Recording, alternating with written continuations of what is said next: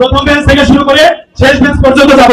পবিত্র ঈদ উপলক্ষে এক মানবিক ও প্রশংসনীয় উদ্যোগ গ্রহণ করেছে এবাদুর রহমান ফাউন্ডেশন। ঈদ উপহার বিতরণ 2026 শীর্ষক এই অনুষ্ঠানে এ.আর খান ডিগ্রি কলেজ প্রাঙ্গণে গরিব ও অসহায় মানুষের মাঝে ঈদের উপহার সামগ্রী বিতরণ। এই কলেজের সাবেক অধ্যাপক জনাব অধ্যাপক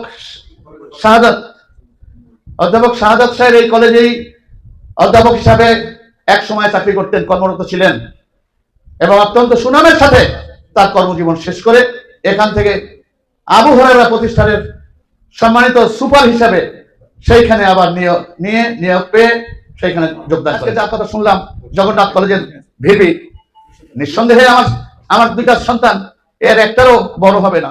ওখানে সাবেক চেয়ারম্যান মোস্তাফিজুর রহমান আমার আপন ভাইরা, এখন হিসাব করেন যে কোন আত্মীয়তে পড়ছেন, নাতিতে পড়ছেন না সন্তান সমতুল্য পড়ছেন। নিজে নিজে গর্বিত যে মডেলগঞ্জের একটি সন্তান, মডেলগঞ্জের একটি ছেলে ঐতিহ্যবাহী জগন্নাথ বিশ্ববিদ্যালয়ের ভিপি হিসাবে ওই পদ দখল করে আছেন, ওই পদটা অর্জন করে আছেন। আলহামদুলিল্লাহ, শুকরিয়া জানাই খোদার দরবারে। গুনাহগার বান্দা হিসাবে আমার দোয়া কতটুকু আল্লাহ শুনবে আমি জানি না। আমি দোয়া করি প্রাণ খুলে, আমার মা বোনদের জন্য দোয়া করি, আমার ভাই বন্ধুদের জন্য দোয়া করি, আপনারাও আমার জন্য দোয়া করবেন।